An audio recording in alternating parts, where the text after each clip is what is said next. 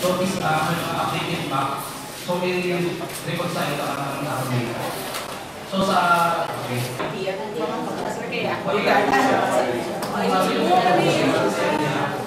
prior commitment siya bisa mo. Hindi ko yung makambal na outright. Kaya nga nasa pinakakita i-discuss siyang PO sa Pinay. Pinakakita definitely niya. Kaya ano lang pala sa province. Kaya I'm sure within July yung promote schedule sa SP about mining laws, regulations.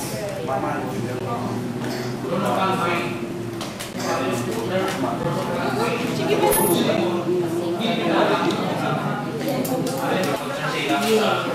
Atau kaya first na may isip ng Pilipinas start sa pagiging 18 something 1870s. So ang history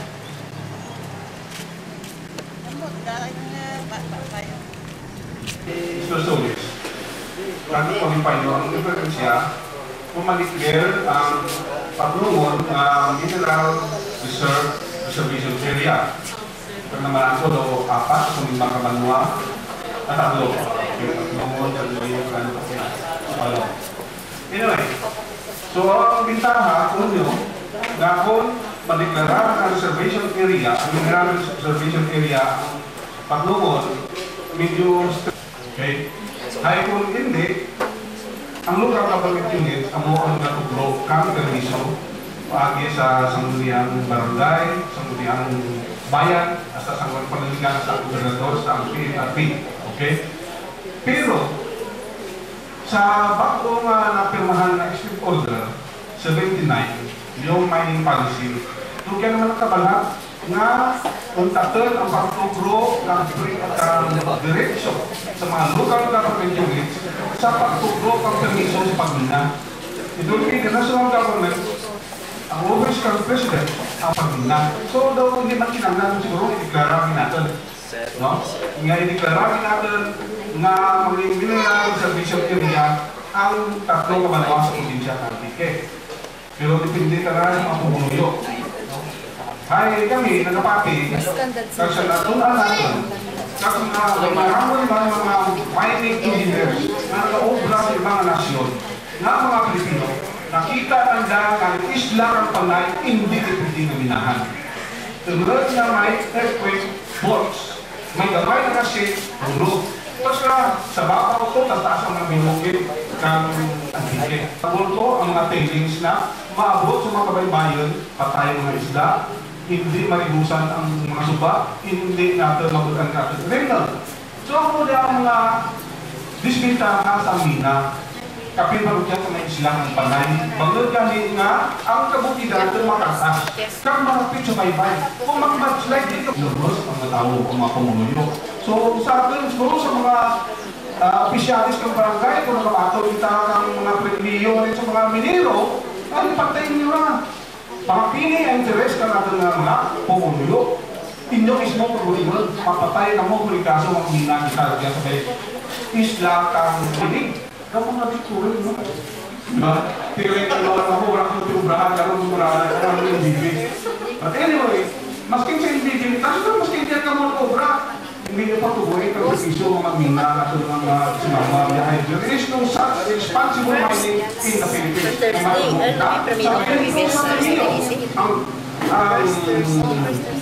Ang mga mining ko, bago ba?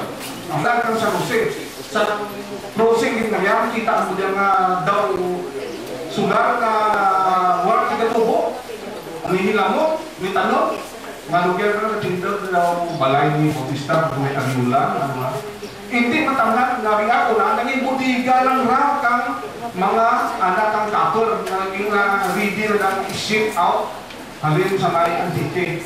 Turo lang ang kapor, ha?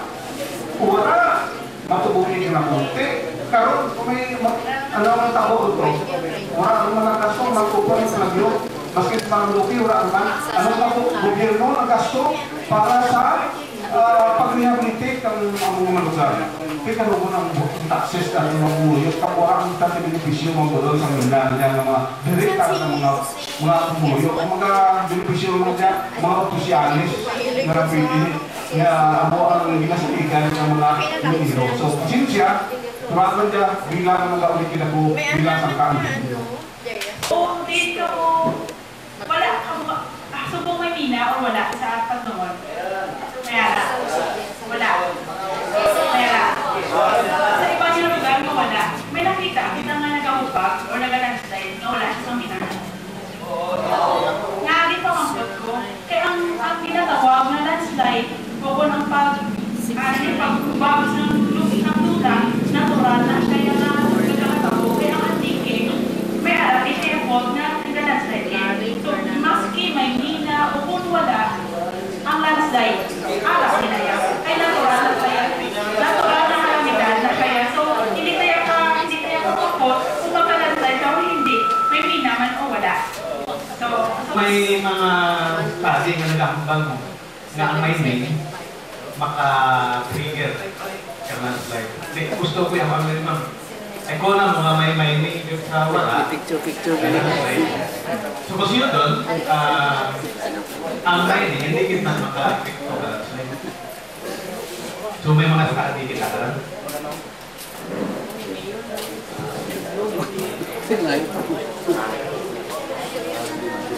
So, ano lang is, isa-isa ako sa mangkot. So, sayang, kayo ay si Dr. Swerte na i-expertise, pero amo to ng balokay na next month arin siya. Makandak siya whole month GeoHazard mapping to concentrate landslide. So, So, kung mineral reservation siya, una siya gagawa ng proseso, ang application nila, kung large scale siya, makadto sa amon, kag makadto sa gobernador ng small scale siya. Paring wala na siya gagawa na application. Ang pag-aproba sa mina, kung small scale siya, ang gobernador siya gagawa. Kung ang large scale siya, sa MGB na siya gagawa. Ang kinalain ng guro sa nahambag rin na Engineer Swerte, mas stricto, mas stringent, mas babantayan ta kung nara sulod sa pinag-reservation. Ang of course ang iyang mga different ang iyang taxation, that's the difference siguro sa atin sa pinag-reservation. Pero sa pulukay na ganaman lingol kaya ako ng papatian, paano naman din mo? Ay sa repikat ka pag-aprobar o kung pakoy kisiring sa local government units na patlokon, ruktos sa St. Agustin sa Kalibini. Nang hindi kami, pero pinapurbahan ako ang gobernador. Pinapurbahan ako ng mina sa Quezon. Kaya ako ng turba naman. Magsubot kami karoon ng mineral reserve. Depende sa provision. Kaya mga desisyon ka na, Presidente ng Pilipinas, ipasikulog kami nga, ay, bravo memorable. Presidente rin ng Gabon. National government talaga mando. Ano ang imbang naman? Ano yung mga naman?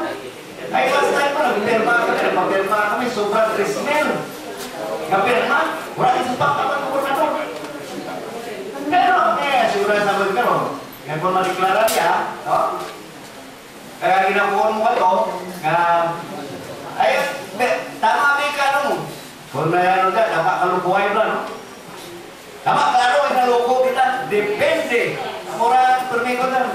Pero mga konrad, nga confidential reserve, hindi na matandang. Marana, narinting ako nung however. Kaya kung nakanay ko, ang however nila sa ating experience yan. Kung kaya sa pagkumpiro sa Pilipinas, sa oras na kaling isang desisyon, bigla. Cut-fix the fast. Di ka rin. Asa ko to, sir, ano ang imuha naman? Marinig iman siya matungan. Ay, may revelation na ginagawa, bla. Kung hindi niya mabatian, ang bayaw naman niya ka dyan. Anong imuha naman? Mapa-signature campaign kami, isabit sa sekretary, sa direktor, nagsagang kapwayan. Matipo naman ang karbaw na nga nagkatramatay. Salamat din. This is order na madayon niya ako ng mina. So, So, the governor failed to comply with his promise. Kag nabasa ko ito, ay intindi sa mga taga-Barangay Quezon na revoke ron ang permit. Actually, it was not revoked.